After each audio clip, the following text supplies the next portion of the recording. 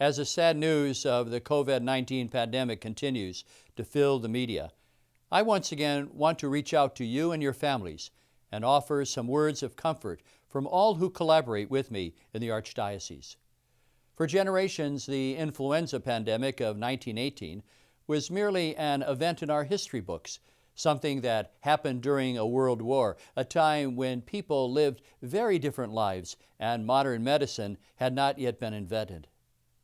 With this pandemic, we are living a history that will be long remembered and chronicled in books. How humbling it is for our technologically advanced, well-educated, and highly mobile culture to be brought low, frozen in place by a primitive life form. How disruptive to our illusions of control to see the collective knowledge of humankind fall tragically short.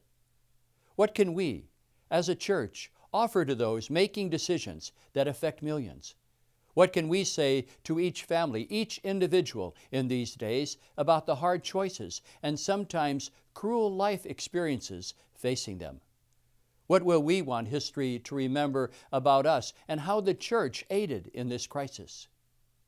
We bring to this moment our faith tested over the centuries and a values-based framework for making the difficult decisions inevitable in a time of crisis.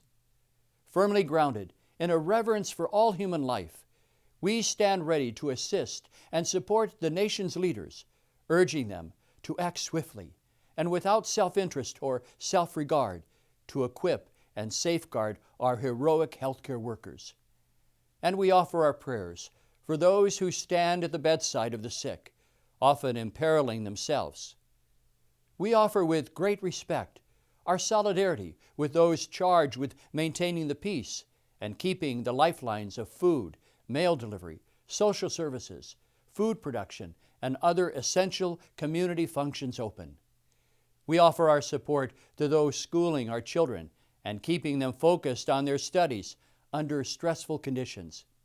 It is our teachers, administrators, parents, grandparents, and guardians, pressed into service as teachers' aides and, yes, sometimes as study hall monitors, who provide a measure of normalcy and teach life-forming lessons in perseverance and patience. We offer the commitment of our community outreach missions through our parishes and agencies and their countless volunteers who feed, clothe, and shelter those in need.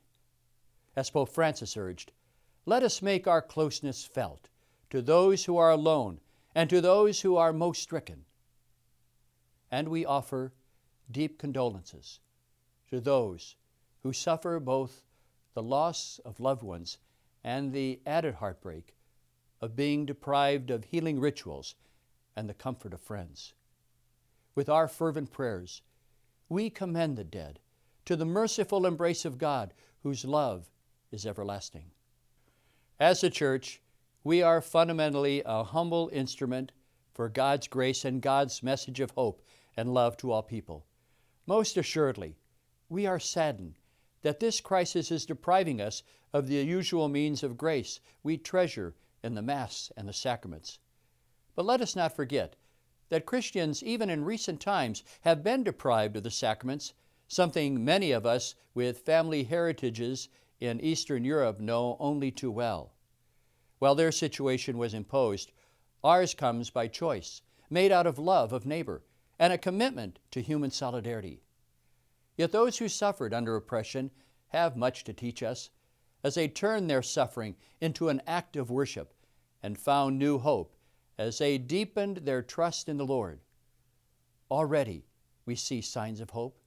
For each day, this global pandemic is revealing the goodness and the heroism of so many.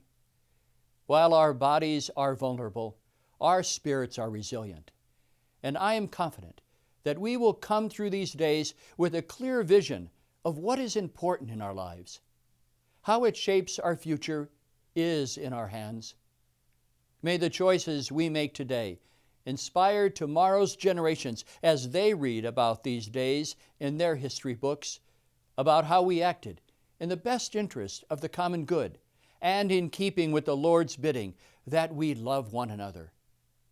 Please know we are praying for you, our community, our country, and everyone in the human family around the world. I very much need and appreciate your prayers and support. May God bless you all.